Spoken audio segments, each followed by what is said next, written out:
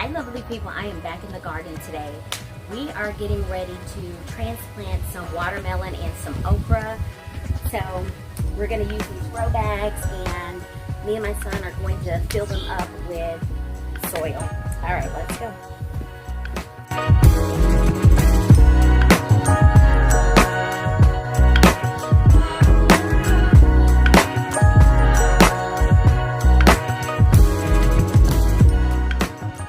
So today I'm just going to take you along on this journey with me and just kind of talk to you about my heart and my desire about growing food and teaching my children about growing food and the importance of the source of your food.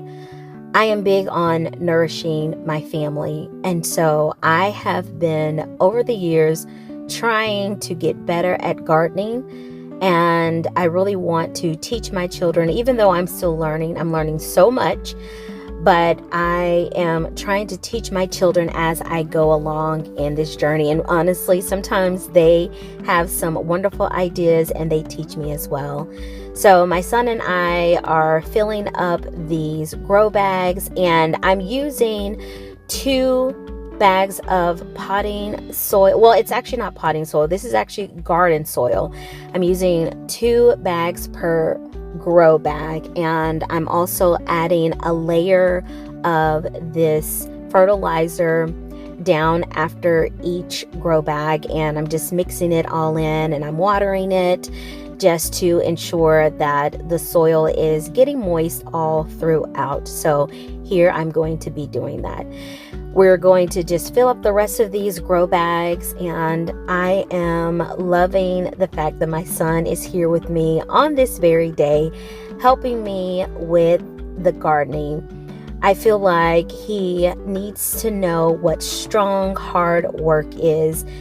I'm only a part of teaching him how to be a man and to be there for a woman when she is in need, and just being able to be an anchor and be strong when she needs help.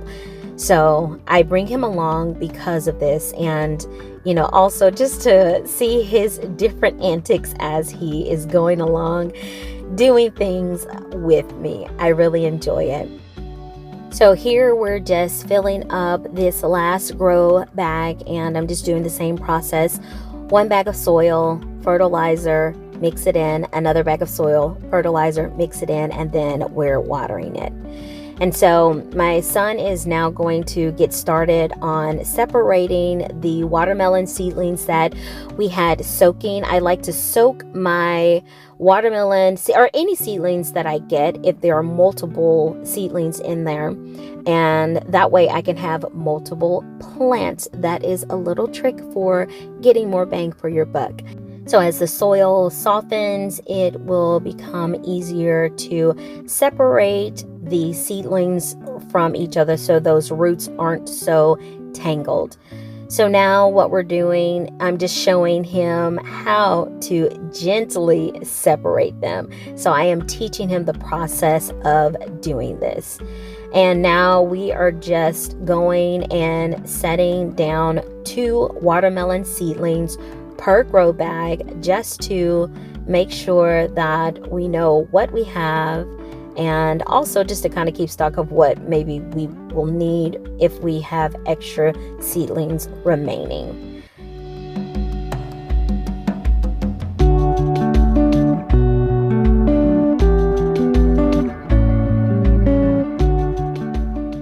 All right, so I've been doing my research about watermelon, and what I learned is that I have the sugar baby watermelons, and they're small, and I learned that I can put 2 in a 20-gallon grow bag. So that's what I'm going to do. I'm doing 2 per grow bag. I still have 3 seedlings left over, so I just added a little bit of soil back to the container that they came in, and I'm hoping that they'll be okay until I can get some more soil. But anyway, so 2 seedlings of watermelon per grow bag. And then I was researching as well, I can grow okra with that. So I have 2 I bought 2 seedlings, but it had multiple seedlings in the okra plant. So I'm gonna grow the okra with that. So we're gonna see how this all works out. I'm experimenting and learning, hoping for the best. I don't know. You guys are gonna see how it all turns out. So now my son and I are transplanting those watermelon seedlings into the grow bags. What I'm doing is putting a watermelon seedling on the edge of the grow bag, and then I'm going to do the same on the opposite edge of the grow bag. And then we're going to go in with our okra, and we are going to add it perpendicular to the watermelon, I guess you could say. So I'm doing 3 okra seedlings inside of this grow bag, and there's going to be an okra in the center and then an okra on each side of that center one. And so I'm just packing it in nice and snug because I want to make sure that it will take root well. How many do we have left in that one? 3. Okay.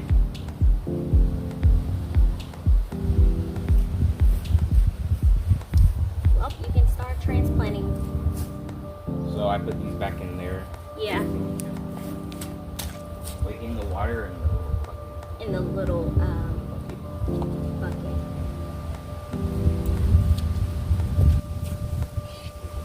So one thing that I have learned with allowing my children to come alongside me and help me is to be patient.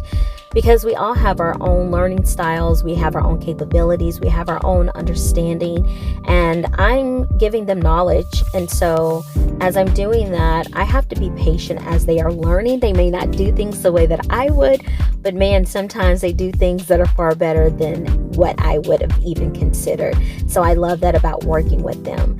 Now you just saw me drop some seeds into these grow bags. I'm planting herbs, chives, and things of that nature. Although I planted them, I'm going to let you know up front, they did not grow at all. All right, y'all, so this is the soil that I used. I got this from Walmart. It was $4.97, I believe. One thing that I noticed about this garden soil is that it had a lot of big wood chips in it, and it had some rocks in it too. So we'll see how this works out with my garden. Yeah, it was organic and it was inexpensive, and right now we're on a budget, so I was like, let me try it out. I'm hoping that it doesn't bite me in the butt. I'm hoping. This is a 1 cubic foot bag, so 28.3 liters, and I had to use 2 per grow bag. And yeah, so it took me $10 per grow bag to fill them up to a decent height. All right, so this is what my bag is looking like. I have my 2 watermelon right here, and then right here I have my 3 okra, and then marigolds. I also planted chives right here, I planted parsley right there, and I planted sage right there. You see the butterfly? I think it's a butterfly, or it could be a moth. But anyway, I did the same for all 6 of my grow bags. This is what my other grow bags are looking like. So I did transplant, and I removed, because this one was really full, so I removed some of the cucumber and squash out of this container, and I put them over here. So I put some natural pesticide, so I used some essential oils and burnt some of the leaves, so some of them are struggling a little bit, but for the most part they transplanted well. I am getting some pests in here, and so I'm trying to figure out how to combat it without spraying them again with essential oils. And yeah, so I put 2 peppers, I have 2, I think this is a cucumber, these 2 are cucumbers, and then 1 squash. And I left several squash and cucumbers in here. One well, more so cucumbers. So 2 squash and 1, 2, 3 cucumbers in here. My tomato plant and a pepper plant. I put some marigolds in there. I actually planted some herb seeds, but nothing has taken hold or germinated. So I don't know what's up with that. All right, here's one of my bell pepper plants. As you can see, there's a bell pepper that's growing, and we have more to come. My tomato plant, marigolds, more cucumbers. This is another pepper plant. This might be my hot pepper plant and jalapeno. So we have growth, and again, the burnt leaves. But I mean, they're still holding on, so I'm happy about that. Here's some more cucumber, and then this other grow bag has tomatoes. I realized that this was 2 tomato plants, so I am not sure what's going to happen here. So we'll see how this works out with them being so close together. I don't know how I missed it, but I did. And then here is another squash, cucumber, another bell pepper plant, marigolds, and like I said, I did plant some herbs in there, but nothing has taken hold. So over here I had 3 okra and 2 watermelon, oh no, 3 watermelon seedlings remaining. So I'm gonna have to get more soil for that. This was my basil plant from last year. Some seeds dropped, and look at what we have here. We have purple basil growing. And then these are the basil plants that I transplanted, and as you can see, they are doing great. The green, the regular sweet basil is doing better than the purple one. It started going to seed, and I just pinched the tip off, and so I'm thinking that maybe that kind of stunted it because it was going to seed, but I'm gonna keep at it and hopefully all will be well. But this green one is definitely growing it out, but nonetheless, it's beautiful, it's fragrant, and I love it. I finally trimmed my oregano over here, and it is still thriving, and I'm loving it. I used some the other day in one of my dishes, so I'm loving that. All right, and lastly, here is my peach tree, and I mean, of course, there's still lots of fruit on it. We had a tornado not too long ago, and it knocked a lot of the fruit. This is just a little bit that fell. I mean, there's lots of fruit all over, but it kind of helps to thin it out for us. But of course, you have places like this where I'm really gonna have to go in and make decisions and remove fruit, because you have a cluster of 4 here. This one is pretty good, but yeah, so that's where we're at with this. I put 3 stakes, of course you can't see it, but I put 3 stakes in the ground for fertilizer for it, and I've just been trying to come out and remove like these suckers off of the tree so that they're not taking the energy off of producing the fruit. But yeah, this is what we're looking like with our peach tree. All right, you guys, so I'm ending this video today outside, and it's beginning to rain. I feel like I always record a garden video when it's either going to rain or it just rained, but it's getting ready to rain. But today is July 8th, and I'm gonna post this video tonight, so you guys are getting as real of a time as you possibly can be without me being live. But anyway, this is my garden as of now. Over here we have our herb garden. So this is my oregano, and I've had this for 2 years now, and it is doing a beautiful job. And then I just bought this rosemary actually I got it at Walmart in the grocery area. So I'm hardening it off, and then I will plant it into 2 separate containers. This is the little basil that grew from the seeds dropping off of here. And you guys, I am not taking this out. I'm just gonna let it keep populating, because what happened is that it actually dropped seeds in here and I didn't even know. So these have vinca flower seedlings in here, as well as basil seedlings in there. So here is the sweet basil that I currently have. This is the purple one, and this one, I can say it doesn't get as big and robust as your sweet basil does.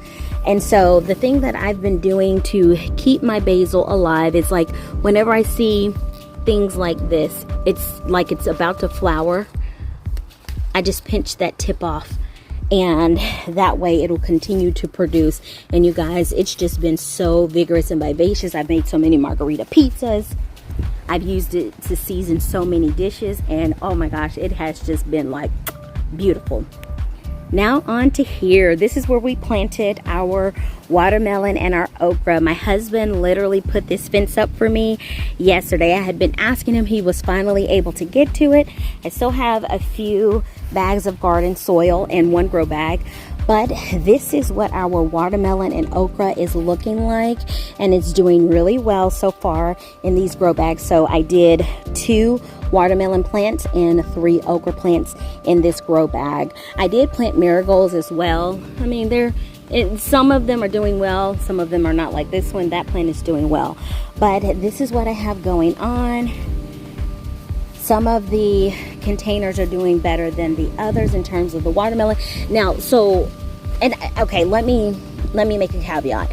These are the ones that I planted later, and the reason I planted them later is because some of the other seedlings that I planted died. So there's that. Now I am noticing that with my okra plant, I'm having some pest issues, and every time I try to come out to combat it, I see nothing. So I'm not 100% sure what to do, because I don't really like to use pesticides. And if I do, I want to use natural organic pesticides, because I try to do organic gardening as much as I can. Now over here is one of our, well, it's actually 2 tomato plants, and it was by accident. Somehow I managed to plant 2 together when I transplanted them, or retransplanted them. And I really don't know how that happened, but nonetheless, there's 2 here, and this tomato plant is doing the best out of any other, or these 2 tomato plants are doing the best out of any other tomato plants that I have planted. I also have a cucumber back here. This right here is a zucchini plant. I'm not going to say it's doing the greatest, because we have squash bugs that have attacked. And then here's a pepper plant. This is bell pepper. I was able to get 1 pepper from there. I would say this particular bin is not doing as great as the others. So, I mean, there is 1 jalapeno on there, and then there is a flower on this 1 cucumber plant. And then this right here, it's just, I don't even know what it's trying to hang on for life. Here's another zucchini plant and another pepper plant, but I haven't had much production here. And then this one Roma tomato plant, it just did nothing, and hurt my feelings, because I was looking forward to salsa. Here's my other tomato plant. This is the original first bin that I planted things in and had to retransplant, but this is a grape tomato plant, and this particular plant, it produced a few, but then after that it just stopped producing. I mean, there were flowers, as you can see, but it's like they dried up. And I've been fertilizing. I've been doing different things to try to help it. Here's one of my cucumber plants. I just kind of threw it over the fence, and it's like long back there.